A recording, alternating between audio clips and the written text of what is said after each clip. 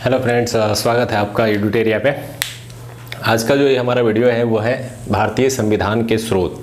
बहुत सारे एग्जाम में इस चैप्टर से क्वेश्चन आते रहते हैं कि कौन सा प्रावधान भारतीय संविधान में कहाँ से लिया गया है।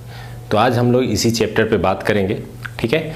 इससे पहले जो कॉन्स्टिट्यूशन के वीडियो आए हैं वो आप देख सकते हैं और यहाँ से फिर आगे हम लोग बढ़ते हुए चैप्टर वाइज पढ़ते हुए और जो भी इंपॉर्टेंट चैप्टर होंगे जहाँ से क्वेश्चन आने चाहिए उन सबको हम लोग देखेंगे, ठीक है। इस चैप्टर को समझने के लिए हम लोग पहले भी एक मैंने वीडियो बनाया था, वहाँ से भी आप देख सकते हैं कि भारतीय संविधान में आंतरिक एवं बाह्य स्रोत दोनों का प्रयोग किया गया है। आंतरिक स्रोत से तात्पर्य है कि ब्रिटिश शासनकाल के दौरान जो अधिनियम वगैरह भारत में शासन के लिए लाए गए उनका प्रयोग किया गया, और बाहरी स्रोत से तात्पर्य है कि विभिन्न देशों के संविधान से हमने जो लिए हैं उन्हें हमने इसमें इंक्लूड किया है।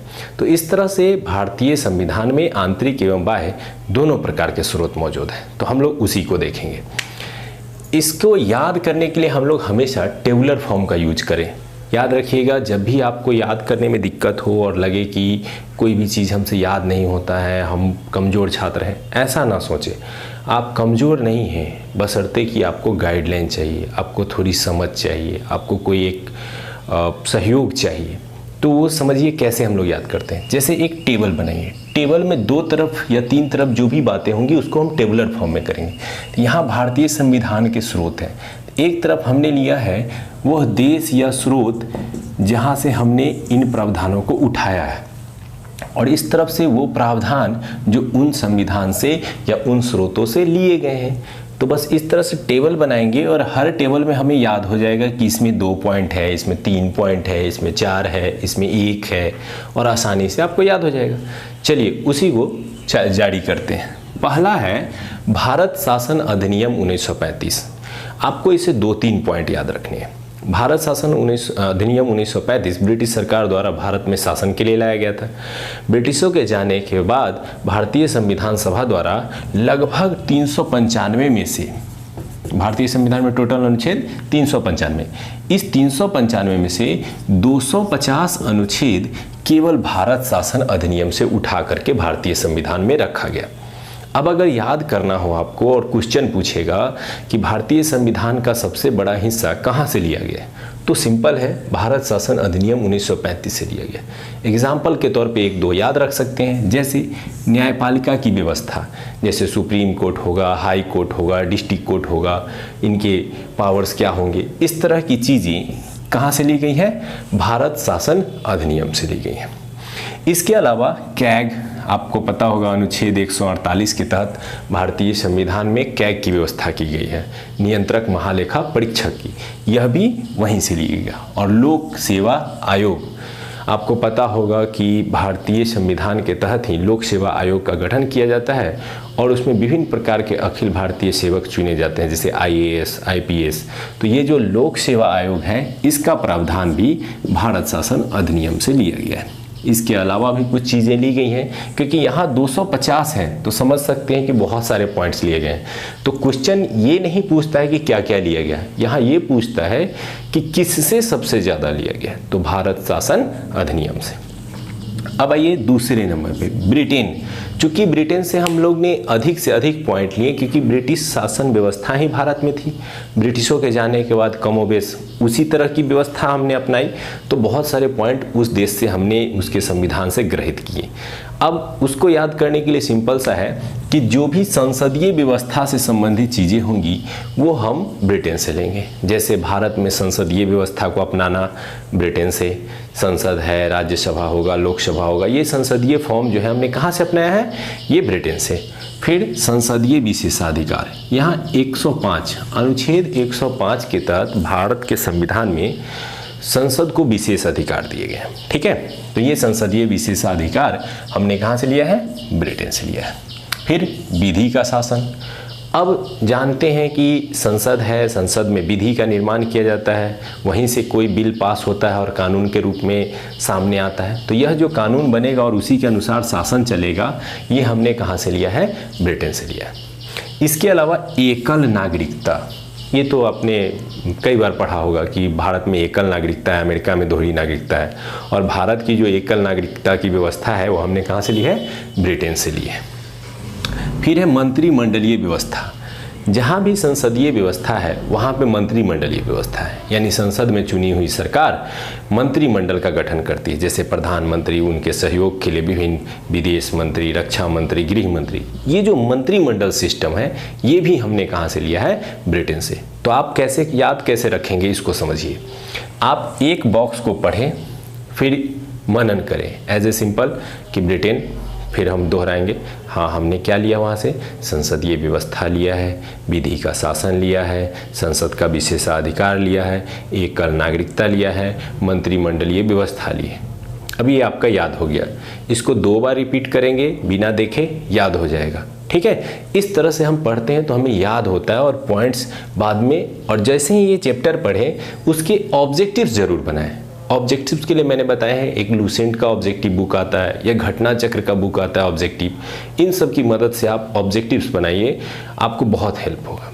ठीक है, चलिए अब आते हैं हम लोग यूएसए के पास। यूएसए से कुछ चीज़ें हमने ली हैं, जैसे मूल अधिकार पढ़े हैं। संविधान के भाग 3 में अनुच्छेद 12 से 35 के बीच में वर्तमान में 6 मौलिक अधिकार हमारे पास है। ये मौलिक अधिकार हमने अमेरिका से लिए हैं। न्यायिक पुनरावलोकन, चूँकि अमेरिका में न्यायपालिका बहुत ही शक्तिशाली है तो वहाँ से हमने न्यायपालिका की स्वतंत्रता संबंधी जो विचार हमारे संविधान में है, तथा न्यायिक पुनरावलोकन यानी न्यायपालिका को यह शक्ति है कि वह संसद द्वारा बनाए गए विधि की जांच कर सके कि वह संविधान के अनुरूप है या नहीं है। यह अनुच्छेद 137 के तहत उसको पावर मिलता है। किसके तहत? 137 के तहत। फिर संविधान की सर्वोच्चता, भारत में सबसे ऊपर कौन है? तो संविधान है, और उस संविधान को शक्ति कहाँ से मिलती है? तो हम भारत की जनता से। ये 2 पॉइंट हमेशा याद रखिएगा कि सबसे ऊपर सर्वोच्च संविधान है और वो उसके पावर का स्रोत कौन है? तो भारत की जनता है। तो वही संविधान की सर्वोच्चता भी हमने कहाँ से लिया है? अमेरिका से लिया है। फिर आज ये निर्वाचित राष्ट्रपति होगा, और यह राष्ट्रपति वाली जो व्यवस्था है वो हमने अमेरिका से ही ली है। इसके अलावा अनुच्छेद 61 के तहत राष्ट्रपति पर महाभियोग लगाया जा सकता है, यह व्यवस्था भी हमने अमेरिका से ली है। अब फिर इसको रिपीट कर लेंगे कि हाँ, मूल अधिकार लिया है, न्यायिक पुनरावलोकन लिया है, हमने जो है राष्ट्रपति जो निर्वाचित होगा वो लिया है, महाभियोग लिया है, संविधान की सर्वोच्चता लिया है। नेक्स्ट में आ जाएंगे कनाडा। जानते होंगे मैप में यूएसए के ऊपर कनाडा है, कनाडा के पास गए। कनाडा से हमने लिया संघात्मक विशेषता, यानी केंद्र और राज्य के बीच जो एक बॉन्डिंग वाला संघीय स्वरूप होगा, यह हमने कहाँ से लिया है? तो यह कनाडा से लिया है। इसके अलावा इस संघात्मक विशेषता में शक्तियों का विभाजन किया गया है, यानी केंद्र को भी कुछ पावर दिए गए हैं, राज्य को भी कुछ पावर दिए गए हैं। केंद्र सरकार की शक्ति, राज्य सरकार की शक्ति, इनके बीच जो शक्ति का विभाजन है वो हमने कहाँ से सीखा है? कनाडा से लिया है और भारतीय संविधान में समाहित किया है। अवशिष्ट शक्तियाँ केंद्र के पास, ये एक इम्पॉर्टेंट पॉइंट है कि जब शक्तियों का विभाजन किया गया और वैसी शक्तियाँ जो अवशिष्ट रह गई, बची रह गई, वो सारी शक्तियाँ किसके पास जाएंगी? केंद्र के पास जाएंगी। कभी भी उन शक्तियों पर राज्य अपना अधिकार नहीं जता सकते। ठीक है, आ जाइए उसके बाद आयरलैंड। आयरलैंड से एक क्वेश्चन सबसे ज़्यादा जो पूछा जाता है वो है राज्य के नीति निर्देशक तत्व। हमने पढ़ा था कि राज्य नीति निर्देशक तत्व वो है जो राज्य यानी सरकार को यह निर्देश देती है कि वो नीति बनाते समय इन चीज़ों को ध्यान रखें और इसी से संबंधित नीति का निर्माण करें। तो ये जो प्रावधान है हमने आयरलैंड से लिया है। इसके अलावा एक जो प्रमुख चीज़ है कि राष्ट्रपति द्वारा 12 सदस्यों को राज्यसभा में मनोनीत किया जाता है। यह मनोनयन की व्यवस्था भी हमने आयरलैंड से ली है। तो आयरलैंड से 2 पॉइंट याद रखना है, सिंपल है, एक राज्य के नीति निर्देशक तत्व और एक राज्यसभा में 12 सदस्यों का राष्ट्रपति द्वारा मनोनयन। ठीक है, आगे आ जाते हैं। दक्षिण अफ्रीका, याद होगा AB डिविलियर्स, हाल ही में उन्होंने संन्यास की घोषणा की है। तो AB डिविलियर्स जैसे ही याद आया 360 डिग्री बैट्समैन, हम यहाँ कर देंगे 368। यह अनुच्छेद 368 है जिसके तहत संविधान संशोधन किया जाता है, और वही 360 वाले देश से हमने 368 लिया है, यानी संविधान संशोधन की विशेषता। संविधान संशोधन की विशेषता हमने दक्षिण अफ्रीका से ली है। ये आसानी से, इसमें एक ही पॉइंट याद रखना है, दक्षिण अफ्रीका, AB डिविलियर्स और 368 डिग्री यानी संविधान संशोधन। अब आइए फ्रांस। फ्रांस से याद रखना बहुत आसान है। आपको याद होगा फ्रांस की क्रांति। फ्रांस की क्रांति में 3 वर्ड बहुत पॉपुलर हुए थे, समानता, स्वतंत्रता, बंधुत्व। ये वो नारे थे जो बाद में चल करके लोकतंत्र के निर्माण के क्रम में काफ़ी प्रसिद्ध हुए। भारत में भी इन नारों का प्रयोग जो लोकतांत्रिक प्रक्रिया लाने के क्रम में, स्वतंत्रता को लाने के क्रम में अपनाई गई, इन्हें बाद में संविधान में जगह दिया गया। तो समानता, स्वतंत्रता, बंधुत्व वर्ड जो है वो हमने कहाँ से लिए हैं? फ्रांस से लिए। इसके अलावा एक और वर्ड गणतंत्र। गणतंत्र का तात्पर्य होता है कि ऐसी व्यवस्था जो वंशानुगत न, ठीक है, यानी जो भी संविधान के अनुसार जो सबसे सर्वोच्च पद होगा वो वंशानुगत नहीं होगा।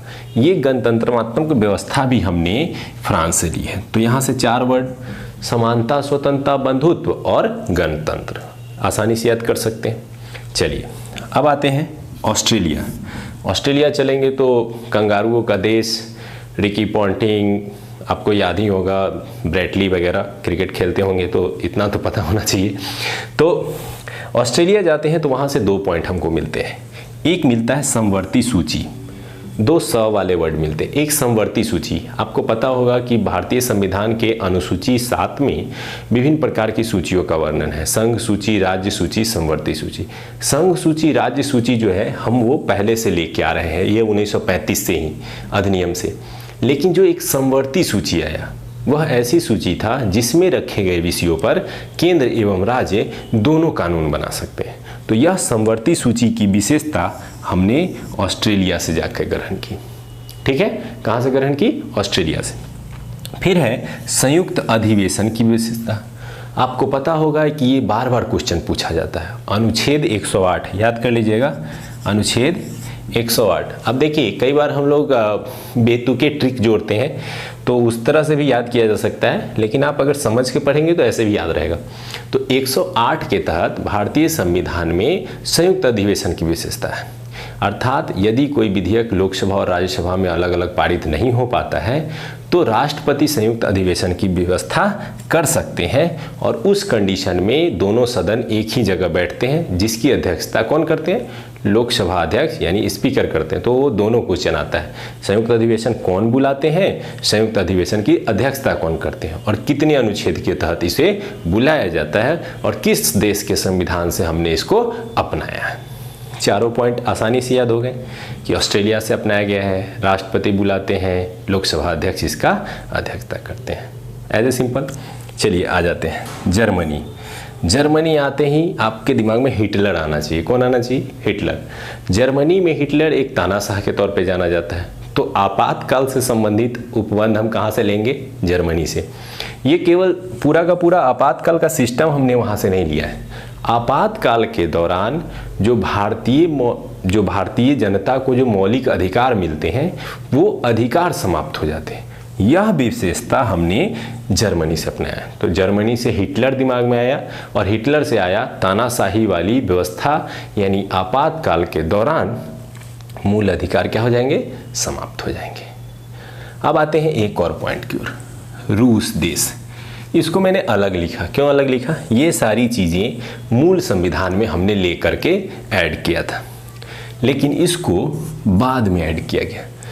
रूस यानी सोवियत संघ रूस से हमने एक विशेषता ली है, मौलिक कर्तव्य, और इसे 42वें संविधान संशोधन 1976 द्वारा संविधान में जोड़ा गया।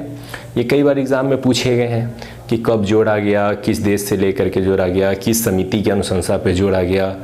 तो ये मौलिक कर्तव्य यहाँ पे क्या कर दिए गए? ऐड कर दिए गए। और किस देश से लिया गया? रूस से लिया गया। अब सब चीज़ पढ़ने के बाद मैं एक बात और बताना चाहूँगा जो बहुत ज़रूरी है। कई बार कुछ आलोचक इस बात की आलोचना करते हैं कि भारतीय संविधान में ये जितने उपबंध विभिन्न देशों से लिए गए, इसे उधार का संविधान कह के पुकारा है। किसी ने इसकी आलोचना करते हुए कहा कि केवल हमने नकल कर दी है। लेकिन जब भी आप मेंस की राइटिंग करते हैं या कभी इसको समझते हैं या किसी को समझाना हो तो ज़रूर बताएं कि इसे केवल दूसरे देशों से हूबहू ले करके भारतीय संविधान में समाहित नहीं किया गया है, बल्कि उन प्रावधानों को भारतीय पृष्ठभूमि के अनुसार बदलते हुए फाइनली इसको संविधान में जगह दी गई है। अर्थात यह भारतीय संविधान की विशेषता है कि विभिन्न देशों के अच्छे प्रावधानों को लेकर भारतीय संविधान में इसको समाहित किया गया। तो उम्मीद करते हैं कि ये जो संविधान के स्रोत हैं ये आपको याद हो गए होंगे। अगर एक बार में ना याद हो तो 2 बार देख लें, लेकिन उम्मीद करते हैं कि इससे याद हो जाएगा। याद करने के बाद ऑब्जेक्टिव जरूर बनाएं, फ़ायदा जरूर होगा। और अगर पसंद आए तो दोस्तों को शेयर करें और सब्सक्राइब करें। चलिए, थैंक यू।